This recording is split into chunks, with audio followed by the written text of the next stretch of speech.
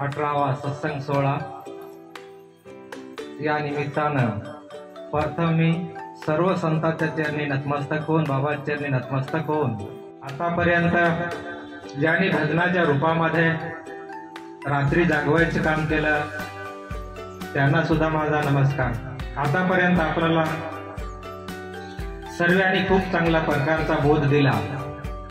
सर्व आतापर्यंत आपल्याला बरेच इथं या मंचावर आपल्याला त्यांनी त्यांच्या स्वतःचा अनुभव आणि त्यांचे काही विचार आपल्या समोर मांडले आणि सर्वांनी की बाबाजीनं जे म्हणत होते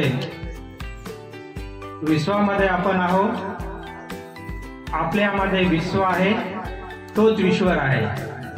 तर तेच ईश्वर म्हणजेच कोण?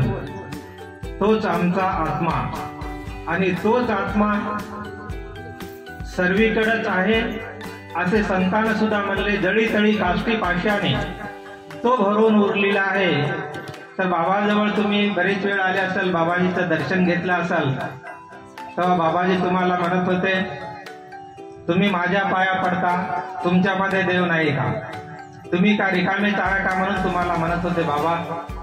आणि या सर्वांसाठी बाबा म्हणत होते की याला जर जाणून घ्यायचं असेल, मी बरंच काही फिरलो पण मला माझा देव माझ्या या हृदयामध्येच भेटला आणि इथंच मी त्याची पूजा करतो म्हणजेच ध्यान करतो।